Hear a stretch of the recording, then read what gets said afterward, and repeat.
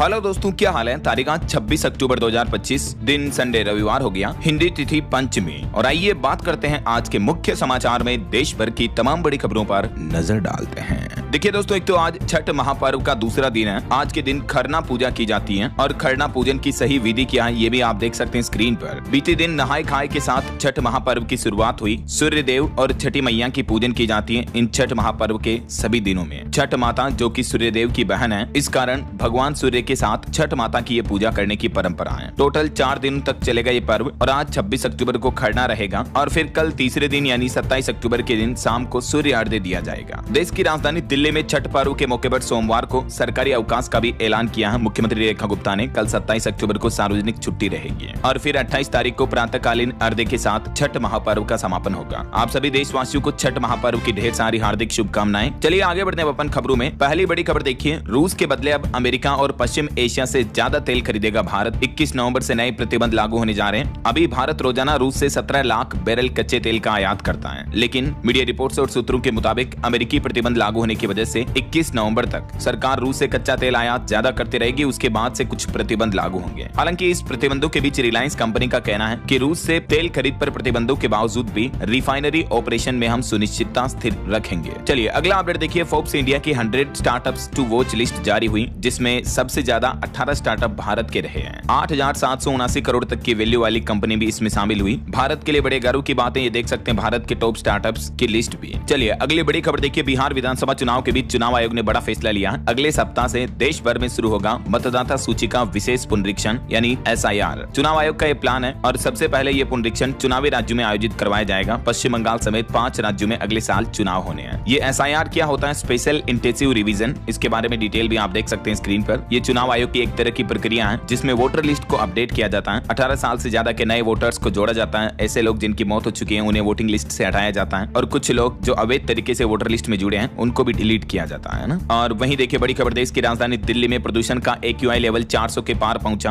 अब राजधानी में अस्थमा और एलर्जी के मरीज बढ़ने लगे हैं। इस बीच डॉक्टर्स ने सलाह दी है कि मास्क लगाकर घर से बाहर निकलें। और आंध्र प्रदेश में साइक्लोन मोंथा को लेकर भी हाई अलर्ट जारी हुआ। एक बड़ा चक्रवात तूफान भी आने वाला है, आगे मैं आपको बताऊंगा और भी पूरे मौसम समाचार विस्तार से। वहीं देखिए अगला अपडेट, पाकिस्तान ने मध्य दक्षिणी एयर स्पेस को 2 दिन के लिए बंद कर दिया है। उड़ानों पर भी रोक रहेगी। बताया जा रहा है कि इसे भारत के सैन्य अभ्यास त्रिशूल से जोड़कर देखा जा रहा है। 28-29 अक्टूबर को पाकिस्तान ने अपने एयर स्पेस को बंद रखने का फैसला किया है, क्योंकि 30 अक्टूबर से पाकिस्तान बॉर्डर पर युद्धाभ्यास करेगी हमारी भारत की तीनों सेनाएं। एक्स त्रिशूल के लिए नोटेम भी जारी हुआ। ये युद्धाभ्यास 30 अक्टूबर से शुरू होकर अगले महीने 10 नवंबर तक चलेगा। पाकिस्तान बॉर्डर पर तीनों इंडियन आर्मी का ये युद्धाभ्यास देखने को मिलेगा और इस युद्धाभ्यास के लिए राजस्थान में पाकिस्तान बॉर्डर पर जुटेंगे 30,000 सैनिक। सेनाएं लाएंगे अपने सबसे आधुनिक हथियार। रेगिस्तान से सर क्रीक तक होगा ये सबसे बड़ा युद्धाभ्यास और इस युद्धाभ्यास को त्रिशूल नाम दिया गया है। 13 दिन तक चलेगी ये एक्सरसाइज। चलिए अगली बड़ी खबर देखिए दोस्तों, हाल ही में जो आंध्र प्रदेश के कुर्नूल में बस हादसा हुआ था, इस हादसे में बस में टक्कर मारने वाले बाइक सवार का एक वीडियो सामने आ रहा है, जिसमें पहले तो वो पेट्रोल पंप के पास दिख रहा है और दावा किया जा रहा है कि ये बाइक सवार नशे में था। और एक दावा ये भी किया जा रहा है कि बस में 234 स्मार्टफोन रखे थे तो उनमें ब्लास्ट होने की वजह से यह आग भड़की। इस बस के ड्राइवर और क्लीनर को गिरफ्तार कर लिया गया है। अभी 1-2 दिन पहले ये बस हादसा हुआ था, आपको पता होगा, जिसमें तकरीबन 20 से ज्यादा लोगों की जिंदा जलकर जान चली गई थी, है ना। और इससे पहले राजस्थान में भी एक बड़ा बस हादसा हुआ था। तो आंध्र प्रदेश और राजस्थान के बाद अब देखिए बीते दिन मध्य प्रदेश इंदौर जा रही एक और ऐसी बस में भी आग लगने की घटनाएं देखी गई। अशोकनगर में तेजी से उठी लपटें, बस के कांच तोड़कर यात्रियों को निकाला गया। बीती रात MP के अशोकनगर जिले में भी ये एक और भीषण हादसा हो गया। यहाँ भी शिवपुरी जिले के पिछोर से इंदौर जा रही एक यात्री बस में अचानक आग लग गई। बीते 15 दिन के अंदर अंदर ये तीसरी घटना देखने को मिली दोस्तों बस में आग लगने की। दिनों दिन देश में बस हादसों की घटनाएं काफी बढ़ती जा रही हैं। हालांकि इस मध्य प्रदेश वाली घटना में बताया जा रहा है कि यात्रियों को कांच तोड़कर बाहर निकाल लिया गया, तो फिलहाल किसी के हताहत होने की सूचना नहीं है। चलिए अगला अपडेट देखिए, उत्तराखंड में केदारनाथ यात्रा से उत्तराखंड को इस बार 400 करोड़ मिले। हेली सेवाओं का कारोबार करीबन 70 करोड़ के पार हुआ। होटल इंडस्ट्री ने भी 100 करोड़ का आंकड़ा छुआ। तो टूरिज्म से राज्य की रेवेन्यू में दिनों दिन बढ़ोतरी देखने को मिल रही है। उत्तराखंड में बाबा केदारनाथ की पंचमुखी डोली भी पहुंची ऊखीमठ। 6 महीने तक ओंकारेश्वर मंदिर में विराजमान होंगे केदारेश्वर। 3 दिनों में पूरी की 55 किलोमीटर की पैदल यात्रा भी। और वहीं देखिए उत्तराखंड में 24 दिन से जारी है ऑपरेशन स्वास्थ्य। प्रदर्शनकारी चौखुटिया से से पैदल देहरादून की तरफ बढ़ रहे हैं। दरअसल उत्तराखंड राज्य में स्वास्थ्य सुविधाओं को बेहतर करने की मांग को लेकर ये ऑपरेशन स्वास्थ्य अभियान चलाया जा रहा है, जिसमें आंदोलनकारी ये पैदल यात्रा कर रहे हैं। और वहीं देखिए उत्तराखंड के देहरादून पहुंचे 2000 से ज्यादा विदेशी पक्षी।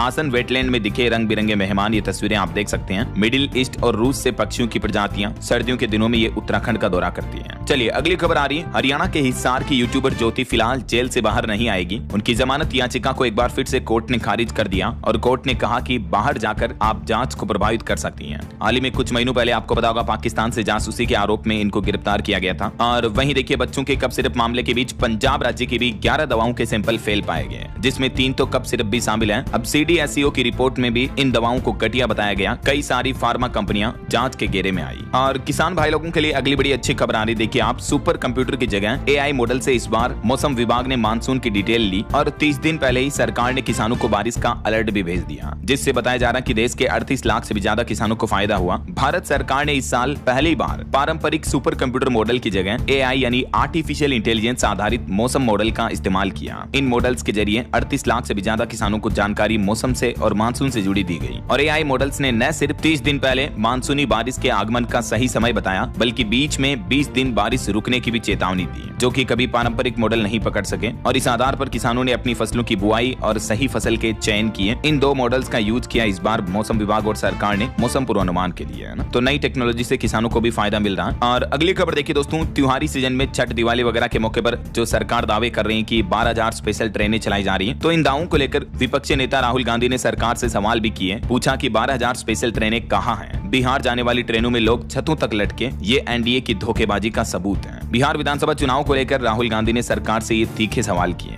और वाकई में विपक्ष के इन सवालों का जवाब भी सरकार को सबूतों के साथ देना चाहिए, राइट। वैसे बिहार विधानसभा चुनाव को लेकर कुछ और अपडेट्स देखिए आप। बिहार में 1 नवंबर से ही मतदान शुरू हो जाएंगे। घर बैठे ही वरिष्ठ नागरिक व दिव्यांग वोटर मतदान कर सकेंगे। तो उनके लिए मतदान की प्रक्रिया 6 नवंबर नहीं बल्कि 1 नवंबर से शुरू हो जाएगी। आम लोगों के लिए 6 तारीख को वोटिंग शुरू होगी। इस बार बिहार में तकरीबन 7 लाख दिव्यांग व वरिष्ठ नागरिक घर से वोट डाल सकेंगे। डाक मतपत्र से भी मतदान का मौका मिलेगा ना। वहीं बिहार चुनाव के बीच JDU ने बड़ा एक्शन लिया। 4 पूर्व विधायकों समेत 11 लोगों को पार्टी से बाहर निकाल दिया है। और चुनाव आयोग ने भी एक ऑर्डर में कहा कि अधिकतम 40 लाख रुपए तक खर्च कर सकेंगे चुनाव में खड़े होने वाले प्रत्याशी, और हर खर्च का हिसाब भी देना होगा। चुनावी उम्मीदवारों के लिए चुनाव आयोग ने ये खर्च सीमा भी तय की है। और वहीं तेजस्वी यादव ने भी जनसभा में कहा कि नीतीश सरकार चलाने लायक नहीं है। तो गृह मंत्री अमित शाह बोले कि लालू और राबड़ी की सरकार आई तो फिर से जंगल राज आएगा। पप्पू यादव को IT का नोटिस भी मिला। ये कुछ चुनावी सिलसिला और माहौल चल रहा है। इस बीच छठ त्योहार के पर्व के बाद 30 अक्टूबर को बिहार मुजफ्फरपुर भी आएंगे PM मोदी। यहाँ मोतीपुर चीनी मिल मैदान में करेंगे चुनावी जनसभा। ओके, और चलिए बिहार चुनाव अपडेट्स के बाद आगे बढ़ते हैं खबरों में। देखिए आप, दिल्ली एयरपोर्ट के टर्मिनल 2 का केंद्रीय मंत्री ने उद्घाटन किया, जो आज से ही यात्रियों के लिए खुल जाएगा। अप्रैल महीने में इसको अपग्रेड करने के लिए बंद किया था। दिल्ली के IGI एयरपोर्ट पर यह टर्मिनल 2 शुरू हो चुका, जहां से रोजाना 120 उड़ानें संचालित होगी। यात्रियों को कई आधुनिक सुविधाएं भी मिलेगी। और एक रिपोर्ट सामने आ रही है कि सर्दियों में भी इस बार हवाई सफर नहीं रुकने वाला है। लगभग 6% ज्यादा उड़ानें उड़ेगी सर्दियों में, क्योंकि 4 नए एयरपोर्ट्स पर भी हेली सेवाएं शुरू होने जा रही हैं। और सरकार का तो प्लान है जल्द ही हमारे देश भर में तकरीबन 350 एयरपोर्ट होंगे। एयर ट्रेवल अब जल्द ही बेहद सस्ता किया जाएगा। एविएशन सेक्टर को लेकर सरकार ने ये